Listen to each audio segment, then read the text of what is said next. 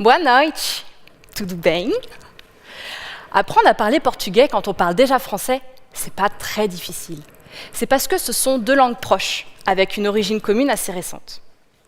Apprendre le chinois, au contraire, c'est plus compliqué, parce que son origine commune avec le français est beaucoup plus lointaine. Comparer les langues entre elles nous permet d'ouvrir une porte sur leur histoire. Mais comment savoir d'où le langage lui-même vient ? Pour répondre à cette question, de nombreux chercheurs comparent les cris des animaux au langage humain. C'est ce que je fais pendant ma thèse. J'étudie une espèce de singe assez éloignée de nous au niveau génétique, le singe titi. C'est un petit singe du Brésil qui a une douzaine de cris différents, du petit cri d'oiseau, piou, au puissant cri territorial qui s'entend à plus de 1 km et que non, je ne vous imiterai pas ce soir. Nos deux lignées auraient divergé il y a 43 millions d'années. Cela veut dire que lorsqu'on trouve chez le singe titi une capacité vocale en commun avec l'humain, alors notre ancêtre il y a 43 millions d'années avait déjà cette capacité. Incroyable, hein ?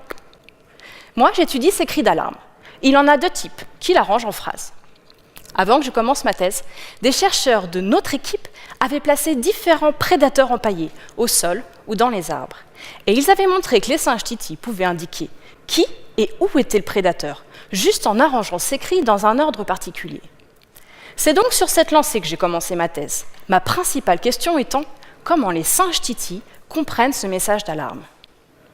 Pour répondre à cette question, j'ai emmené plusieurs prédateurs empaillés au Brésil, une fouine, un aigle, un chat.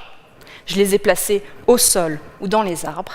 J'ai enregistré les cris des singes et je leur ai rejoué ces cris plus tard pour voir comment ils réagiraient.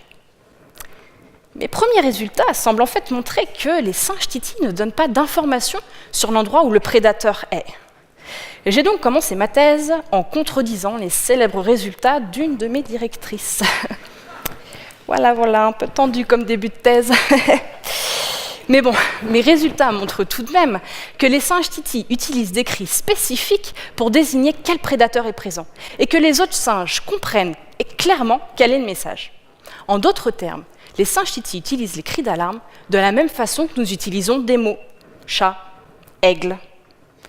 Ces résultats nous donnent de petits indices sur comment nos ancêtres, il y a 43 millions d'années, communiquaient, et donc comment le langage a évolué depuis.